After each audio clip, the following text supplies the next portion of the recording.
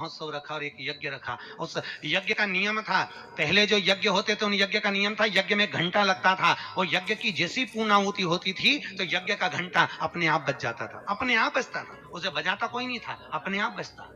आज यज्ञ का घंटा नहीं बजा तो युधिष्ठिर ने पंडितों से पूछा, ब्राह्मणों आपने यज्ञ करवाया पर ये यज्ञ का घंटा नहीं बजा। ब्राह्मणों ने कहा हमने तो यज्ञ अच्छा करवाया पर घंटा क्यों नहीं बजा, समझ में नहीं आया।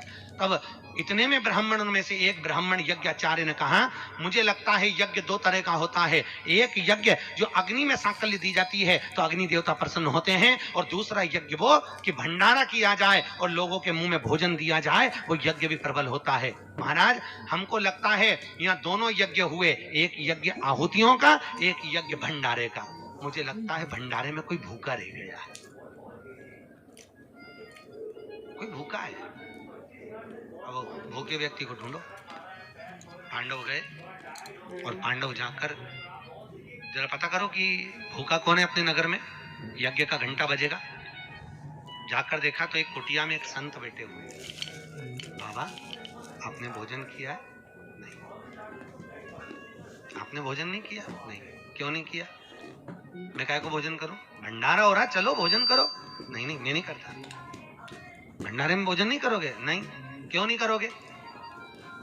मैं उसके घर में भोजन करता हूं जो मेरे को 108 अश्वमेध यज्ञ का पुण्य देता है। पांडव मेरे को 108 अश्वमेध यज्ञ का पुण्य देते, मैं उनके भोजन कर लूंगा।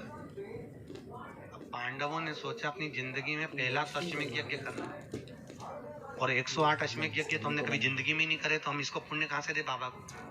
पांडव चले गए। द्रौपदी ने पूछा कोई मिला? हाँ एक संत मिला है पर 108 अश्वमेध यज्ञ का पुण्य मांग रहा है। द्रौपदी ने कहा चलो मैं लेके आती हूँ बाबा। द्रौपदी गई, रथ लाया गया। द्रौपदी ने कहा रथ में बैठकर नहीं जाऊंगी, पैदल जाऊंगी। चप्पल लाई, द्रौपदी ने कहा नग्न पैर से जाऊंगी। नंगे पैर द्रौपदी उस संत के दरवाजे पर पहुंच गई। बाबा चलो हमारे यहाँ यज्ञ हुआ है, भंडारे का भोजन करना। बाबा कहते हैं द्रौपदी तुझे मालूम नहीं, मुझे 108 अश्वमेध यज्ञ का पुण्य दे दे, मैं तेरे यहाँ भोजन कर लूंगा। द्रौपदी ने कहा लो बाबा संकल्प छोड़ती हूँ और 108 अश्वमेध यज्ञ का पुण्य तुमको देती हूँ।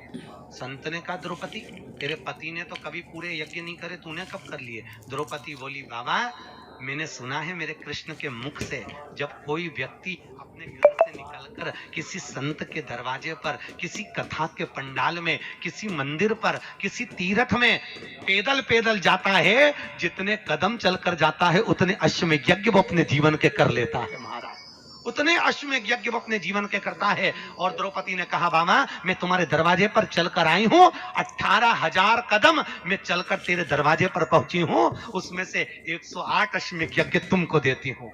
संत उठकर खड़ा हो गया, द्रौपदी के यहाँ गया, भोजन करा तो यज्ञ का घंटा बज गया। महाराज यज्ञ का घंटा।